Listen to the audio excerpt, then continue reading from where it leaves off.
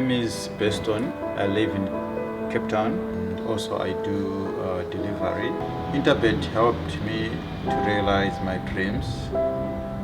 Now I have my own delivery vehicle and I'm able to do the removal in and around Cape Town.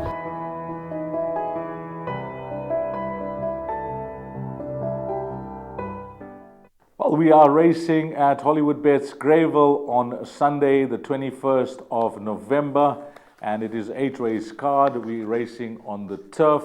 The exotics will begin in race number 1, and throughout the show, we are going to be having interviews and reruns. Pleasure to be in the company of Raheel, who will be helping us with each preview.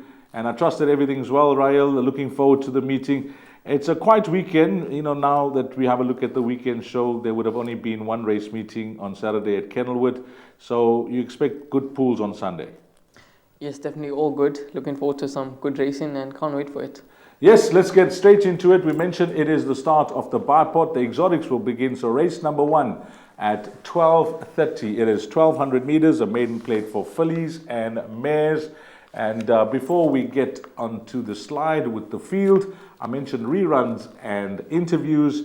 Well, we got a rerun of Iron Chef and Corner Crusade, and then that will follow by interviews with Kyle Stradum and trainer Dennis Bosch. Casa Rosada down the inside, Iron Chef. Voice Notes is right on the inside. It's clear though by 2 or 3 lengths as they come to the 200. Casa Rosada behind that Perspicuous, but Voice Notes is clear. Last 100 meters and Voice Notes will win lonely by about 3 or 4 lengths. Voice Notes to win it. Casa Rosada second. Iron Chef will run third. Maybe Karate and fourth. Tries to put in a claim on the outside. Golden Delight, Spirit of Dasha, Venturous is coming home strongly on the inside, so is Chinny Rose, and Golden Delight's on the outside. Down the inside, Chinny Rose, Spirit of Dasha. Golden Delight's a runner on the outside, but Spirit of Dasha's finding that little bit extra, and it's Spirit of Dasha to win it. Second, Corner Crusade. Third position will go to Golden Delight and Blue Sails. Yeah, she had a first nice run, and then the second run she needed it. So I'm hoping she's going to come out. I'm going to drop her out and let her run on like she did her first time. But she's in a good space. Hopefully she'll run well. Yes, she's at work. She's always shown that she can run better than what she's shown at the race course. So hopefully there's some second run for Mr. Bosch. She can show some improvements. Got a wide draw, but I think definitely a back end of Quartet's chance. Well, this looks like an absolute minefield, the first leg of the bipod. You know, very difficult to nail your colors to the mast and try and narrow down your selections with the minimum spend. Because, Raheel, you know, at first glance at this field, when I had a look at race number 1, I thought this was a very tough race for exotic players, especially the bipod. How many horses to try and get through leg 1? Look, for me, I personally went with 3 horses, but I'd likely include maybe a few more. I do like the 8-horse Vision of World. Cracking last start behind Imbajeje. There's been 8 runners, and all 8 runners have finished in the money in the top 4. Had excuses as well last time, was short right hind. First run on the turf, has a draw of 8 to overcome, but will likely be dropped out and be running on at the business end.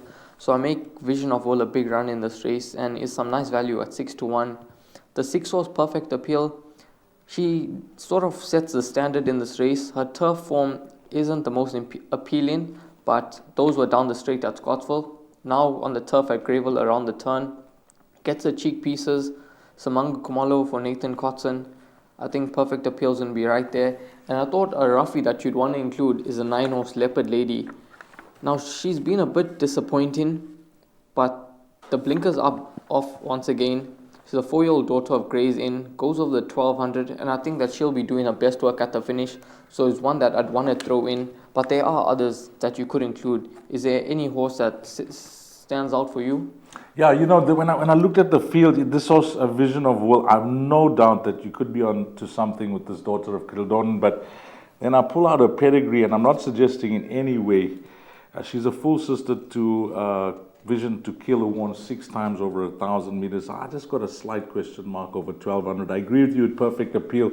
Corner Crusade, Gary Rich's runner now. That last start when I lent behind Spirit of Dasher, Spirit of Dasher, I thought that form line was going to be weak, but came to run a blinder third behind Soiree the other day. So that form line is looking good as well. And then Cape Princess for Pat Lunn. If you're willing to forgive and ignore that last start, the 3 previous runs have been good. So, yeah, it looks a tough race. You're leaning towards 8 Vision of Will.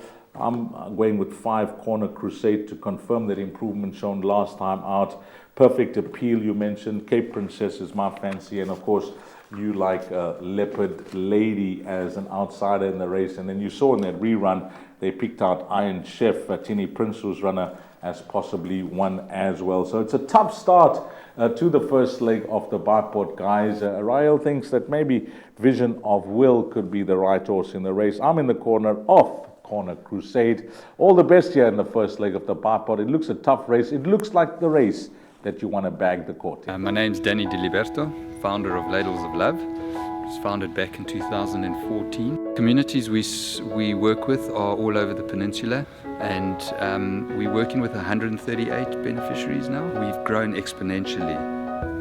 We've been able to do that because of all the kindness that we have experienced from individuals and corporates such as Interbet, who just want to be part of the change.